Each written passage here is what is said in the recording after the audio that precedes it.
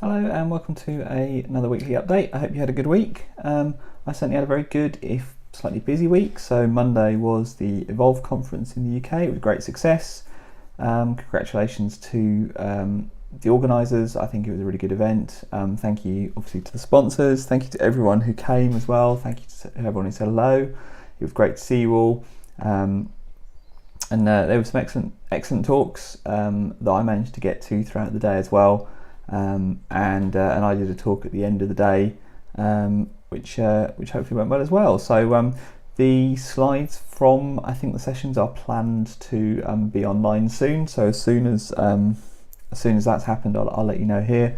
I checked just now and they're not available yet. So we'll wait for that to happen, and then I'll let you know in a future update when that happens. So what's been going on this week? Well, again, it is that lead up to Ignite, so it is we are just kind of treading water a little bit. The big announcements are being queued up, ready to come out in a rush, but there is some stuff that's happening, and I wanted to call some of that out. So firstly, kind of funny actually, a blog post I literally just published now, because I was looking for something completely different in the Office 365 roadmap when I came across a entry talking about new improvements to Notepad. Now that might be a bit of a surprise, but it turns out that there are some new features being readied for Notepad.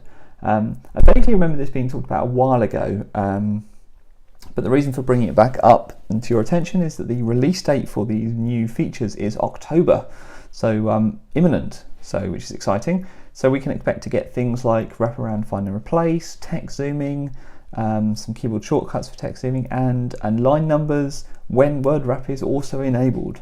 So some exciting stuff, I think you'll agree. So it's good to see that coming. Also in the news, so Microsoft have purchased another company. So Microsoft purchase companies all the time.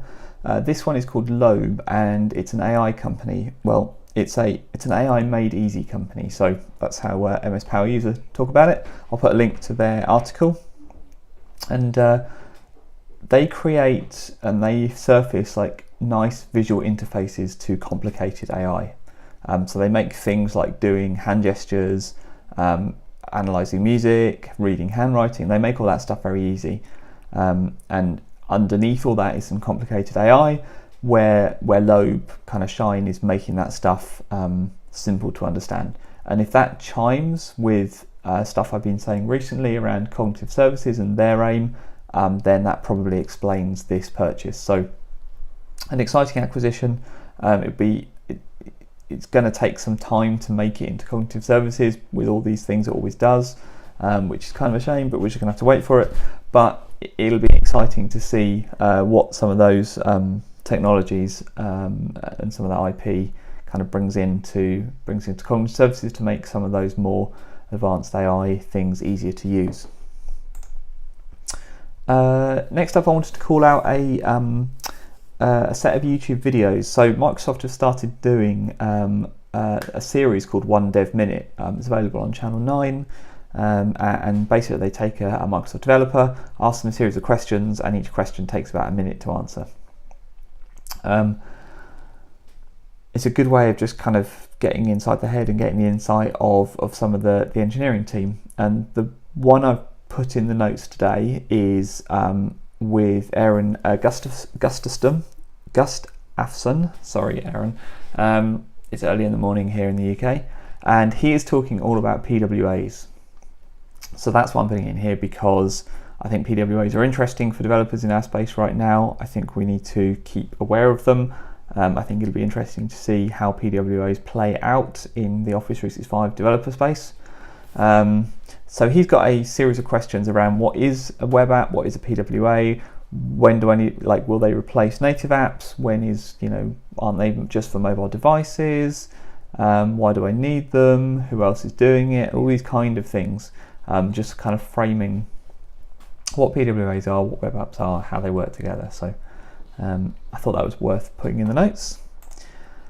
And then finally, not kind of tangent to both Skype for Business, Teams, development, all that kind of stuff, but worth keeping an eye on is Skype Content Creators. So Skype Consumer this is, They have a content creators mode designed for like vloggers and digital streamers and people like that. It's now being bundled into the main version of Skype, and is available to anyone. And that's interesting because a couple of reasons. The first, it's a pretty good tool. It's well received, it's useful, it allows you to do that kind of broadcast of like mixing different feeds together, which is kind of cool. You can also you can change the look and feel, you can put your own template, you can brand it, you can kind of put your overlays on and stuff like that. And you can get clean feeds out of all the video feeds that go into it as well.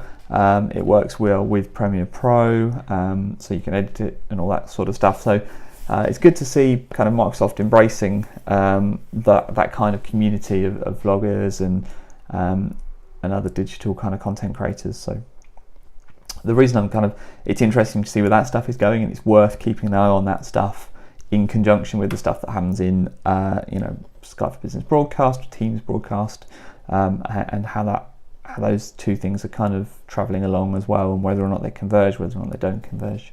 So I thought all that was it's kind of no big announcements, but again, Ignite, right? So kind of that's the reason for that, I think. So it's just readying the ship and getting everything ready. The other thing I'm going to put in is a reminder about my getting ready to watch Ignite, getting ready for Ignite. Working out which sessions you want to see. Preparing for it, and even if you're not going to Ignite, there's a bunch of stuff you should be doing to get ready, because all that stuff is being streamed anyway, so there is no reason not to catch up on the content and no reason not to get involved Ignite this year. All right, fantastic. That is everything for this week. Have a great weekend, and I will speak to you again next week.